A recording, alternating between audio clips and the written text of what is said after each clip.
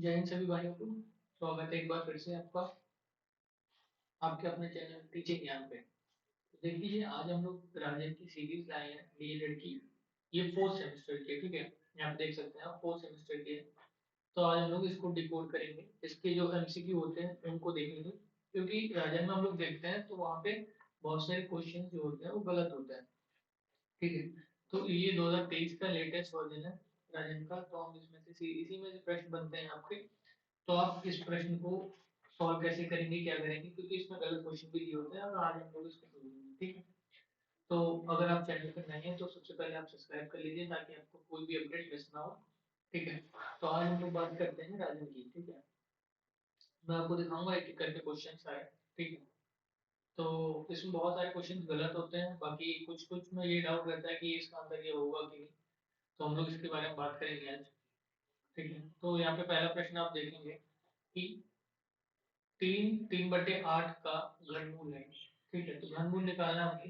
देखिए, मैंने बिल्कुल हैंड आपको सॉल्व करके दिया है, ठीक है। यहाँ पे आप देखेंगे 3/8 जो दिया हुआ है, यहाँ पे देख सकते हैं आप, ठीक है। तो ये जो है, इसको हम जब सॉल्व करेंगे तो इसका क्या करना पड़ेगा, इसको यहाँ पे 3 से मल्टीप्लाई करना पड़ेगा, प्लस इसको 3 से यहाँ पे प्लस करना पड़ेगा। देखिए अगले स्टेप में आप लोगों ने लिखा हुआ है 3/8 ठीक है। तो ये आपका 24+3/8 हो गया, मतलब 27/8 हो गया। अब उन्होंने कहा है यहाँ पे कि घनमूल निकालना है। तो घनमूल क्या होता है, आपका क्यूब रूट। तो इसका क्यूब रूट निकालेंगे तो ये होता है 3 का क्यूब और ये होता है 2 का क्यूब। तो ये आ गया आपका आंसर 3/2, ठीक है। तो ऐसे ही अब अगला क्वेश्चन करेंगे। अगला क्वेश्चन क्या कह रहा है, एक वर्ग का विकर्ण 5√2 सेंटीमीटर है तो वर्ग की भुजा होगी, ठीक है। तो उन्होंने कहा है कि हमें डायगोनल दिया हुआ है, ये वर्ग है, इसका डायगोनल दिया हुआ है और इसकी डायगोनल की लेंथ दी है 5√2 सेंटीमीटर, ठीक है।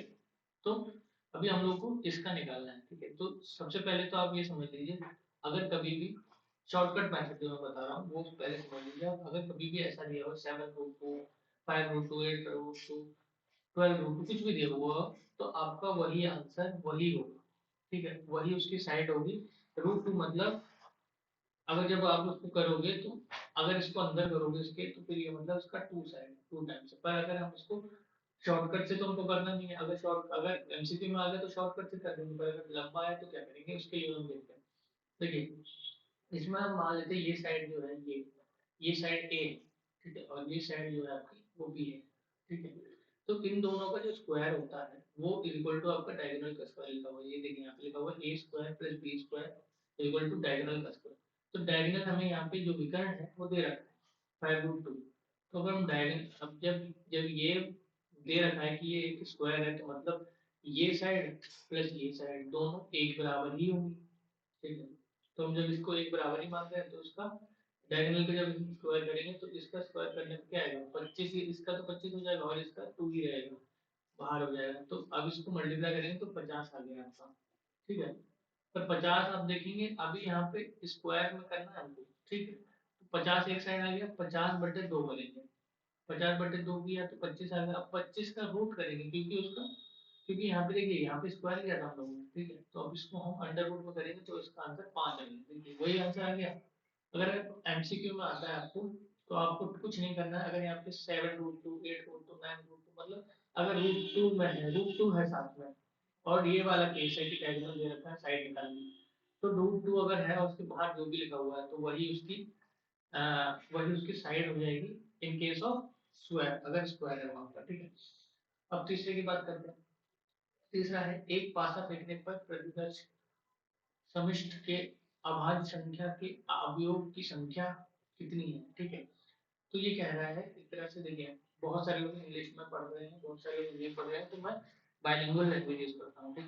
तो यहाँ पे हम देखेंगे कि प्राइम नंबर की बात कर रहा है वो, ठीक है। जब भी हम प्राइम नंबर देखेंगे तो प्राइम, इंग्लिश में बहुत सारे बच्चे बोलेंगे कि सर वन भी प्राइम होता है। One is neither prime nor composite, वो ना ही प्राइम है नॉर नाइदर कंपोजिट, मतलब दोनों में से वो कुछ भी नहीं। तो अगर हम एक पासे को फेंकते हैं तो उसमें प्राइम नंबर कौन हो सकता है, सबसे पहले प्राइम नंबर होते क्या हैं? प्राइम नंबर वो नंबर होते हैं जो खुद से ही डिवाइड होते हैं या वन से डिवाइड होते हैं, ओके। तो जब हम पासे को देखेंगे तो 3 और 5 ये दो ऐसे नंबर हैं जो प्राइम नंबर हैं, ठीक है। पर हम डीएलएड में जब राजन में देखते हैं तो यहाँ पे ये गलत दिखाता है, ठीक है। यहाँ पे ऑप्शन देखेंगे इसका, तो इसमें दिखा रहा है सिर्फ ए, इसमें ऑप्शन दिखा रहा है सी, जबकि इसका ऑप्शन सी नहीं होगा, इसका ऑप्शन होगा ए, ठीक है। ये देखिए यहाँ पे लिख रखा है मैंने ऑप्शन ए, और मैंने प्रूव भी किया है ना, तो ये प्राइम नंबर तो यही होता है। देन हम क्वेश्चन नंबर 4 देख लेते हैं। क्वेश्चन नंबर 4 कह रहा है कि आप इसका घनमूल निकालिए, ठीक है। इसका घनमूल निकालना है, मतलब आपको इसका क्यूब रूट निकालना है, ठीक है। तो देखिए, अगर ऐसा प्रश्न आता है तो आपको कुछ नहीं करना है, बस ये ऐसा सोच लीजिए कि इस नंबर का हमें मल्टीप्लाई करके जाना है।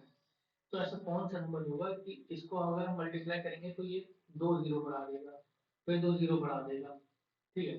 तो अगर ऐसे करेंगे तो इसका आंसर 0.02, मतलब ऑप्शन बी करेक्ट आंसर होगा, ठीक है। क्वेश्चन नंबर 4 हो गया अपना। अब हम बात करते हैं क्वेश्चन नंबर 5। परिमेय संख्या -4/5 तथा 8/15 का भागफल है, मतलब इसको डिवाइड करना है, सिंपल। तो कुछ नहीं करना आपको, यहाँ पे देखिए -4/5 एंड 8/15, मतलब ये दो चीजें हैं इनका भागफल करना है। तो यहाँ पे देखिए कुछ नहीं, यहाँ पे थोड़ा कट गया है, थोड़ा सा इग्नोर करना इसको। -4/5 अपॉन यहाँ पे 8/15 ये लिखा हुआ है, ठीक है। तो जब ये बड़ा दो दो रेशनल नंबर जब आ जाते हैं तो हम लोग को यहाँ पे बड़ा साइन लगाना पड़ता है, और जब ये बड़ा हो जाता है तो कुछ नहीं, बस इसका जो नीचे लिखा हुआ है ना 8/15 इसको उल्टा कर देना, तो ये मल्टीप्लाई में आ जाएगा। यहाँ पे देखिए -4/5 को ऐसा ही लिख दिया है, और 8/15 को उल्टा कर दिया यहाँ पे 15/8। और यहाँ पे देखेंगे 5 को 15 को 5 से काट दिया जो 3 बचा, और 8 को 4 से काट दिया तो यहाँ पे 2 बचा। पर हमें ये नहीं भूलना है कि इसके साथ -1, यहाँ पे माइनस का साइन है, तो ये -3/2 जो कि ऑप्शन नंबर सी में दिया हुआ है, ठीक है। तो हम बात करते हैं क्वेश्चन नंबर 6। क्वेश्चन नंबर 6 फिर से गलत दिया हुआ है, डीएल ये राजन ने, क्योंकि cos 30 अपॉन tan 45 वैल्यू मांग रहा है, ठीक है। तो हम जब चार्ट देखते हैं इसका तो हमें पता चलता है कि भाई ऐसा नहीं है, लेकिन cos 30 की वैल्यू √3 होती है और tan 45 की वैल्यू 1 होती है, ठीक है। तो इसका सही आंसर जो है वो ऑप्शन बी है, जबकि यहाँ पे आप देखेंगे तो यहाँ पे ऑप्शन ए दे रखा है 1/√3, जो कि गलत है, ठीक है। तो राजा में बहुत सारी मिस्टेक्स हैं, इसलिए आप लोग चैनल सब्सक्राइब कर लीजिए। मैं सारी मैट्रिक्स मैथ तरीके सब कुछ बताऊँ, मैथ साइंस जो भी सब्जेक्ट आपको पढ़ना है पूरी प्लेलिस्ट जारी हो जाएगी, ठीक है। और हम लोग समझेंगे कैसे किया जाता है। तो अब हम बात करते हैं क्वेश्चन नंबर 17। किसी वृत्त का क्षेत्रफल 8800 सेंटीमीटर स्क्वायर है, वृत्त की त्रिज्या निकालिए। अब देखिए मैं बाइलिंगुअली तो बता देता हूँ। देखिए किसी वृत्त मतलब सर्कल का जो एरिया है वो 8800 सेंटीमीटर स्क्वायर है, उसका हमें रेडियस निकालना है, ठीक है। तो कुछ नहीं करना आपको, बस हमें एरिया का फॉर्मूला पता होना चाहिए। तो हम देखिए यहाँ पे सॉल्व किया हुआ है, मैंने आपको दिखा देता हूँ, ठीक है। लंबे में आएगा तो आपको ऐसे सॉल्व करना, बाकी नॉर्मल भी आप कर सकते हैं। तो यहाँ पे देखिए एरिया, एरिया जो दे रखा है हमें 8800 सेंटीमीटर स्क्वायर, त्रिज्या मतलब रेडियस होता है जो हमें निकालनी है। तो यहाँ पे एरिया सर्कल का जो होता है πr², πr² और एरिया हमें यहाँ दे रखा है तो 8/800, ठीक है। अब यहाँ पे पाई की जो वैल्यू होती है वो होती है 22/7, ठीक है, into r² is equal to 8800, ठीक है। सॉरी मैंने शायद पीछे 2800 बोल दिया, ओके।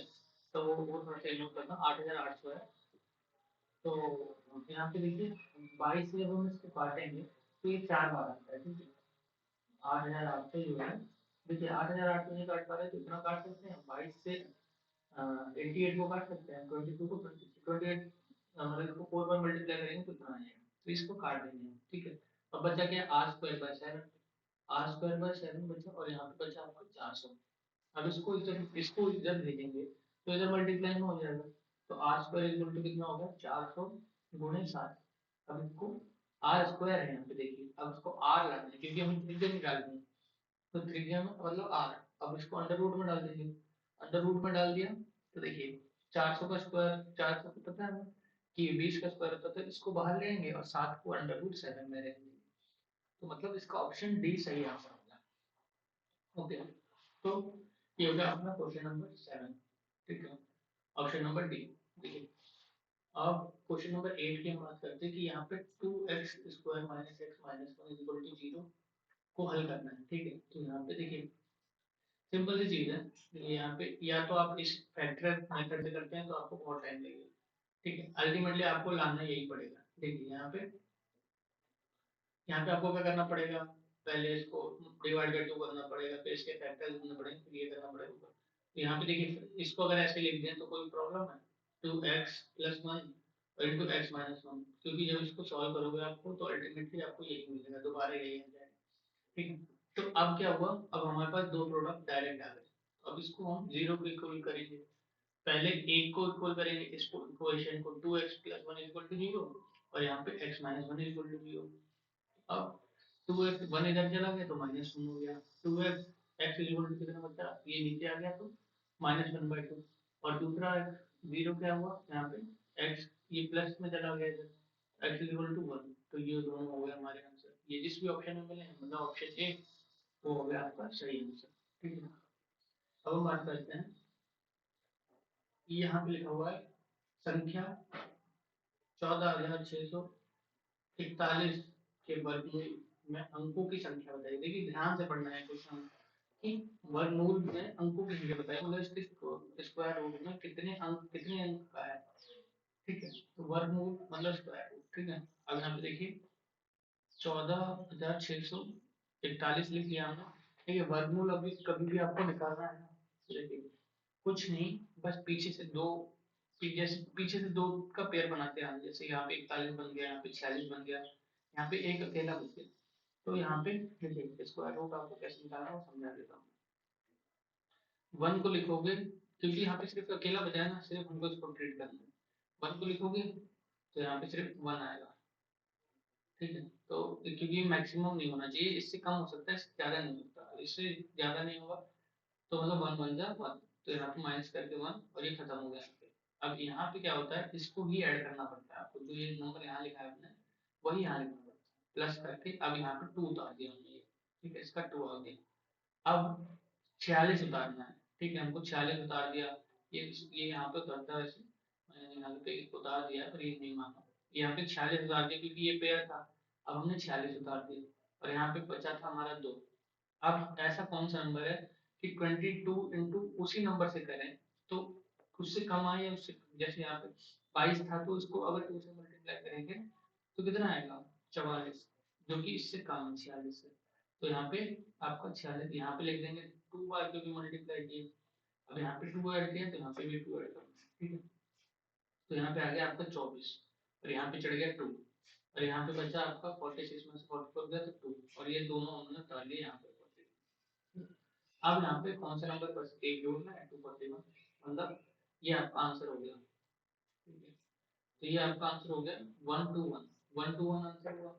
पर उसने कितना पूछा कितनी संख्याएं हैं, तो 1 2 और 3, तीन संख्या होगा, ऑप्शन सी आंसर है। क्वेश्चन नंबर 9 का ऑप्शन सी आंसर। ठीक है, किसी किसी चतुर्भुज की किन्हीं तीन कोणों का योगफल 285 है, चौथे कोण की माप माप है। देखिए कोई भी चतुर्भुज कोई भी चतुर्भुज हो, उसकी जो चारों एंगल होते हैं उनका सम 360 डिग्री होता है। ठीक है, तो यहाँ पे तीन कोणों का दिया तो कुछ नहीं, सिंपल सी चीज है, हमें कुछ नहीं करना है। 360 में से बस 285 को माइनस कर देना है, बस सिंपल। क्योंकि तीन एंगल दिए हैं मतलब एक एंगल बचा है, तो यहाँ पे कुछ नहीं करना है। चार साइड होता है, 300 एंगल होता है मैक्सिमम, इसको माइनस कर देंगे तो आपने 75 का आंसर। ठीक है, अगर वीडियो पसंद आई हो तो कमेंट और लाइक करें, सब्सक्राइब कर लें चैनल ताकि और भी अच्छी अच्छी वीडियो में ला पाऊँ। ठीक है, चैनल अभी नया है, ग्रो करेंगे हम लोग साथ में। और आपका इस बार ना बैक आएगा ना कुछ आएगा, आप लोग बस लगातार मेरे साथ पढ़िए, पूरी पीडीएफ आपको मिल जाएगी मेरे टेलीग्राम चैनल पे और मेरे व्हाट्सएप ग्रुप पे। आप नीचे शेयर और लाइक कर दीजिए, बाकी बेस्ट ऑफ लक।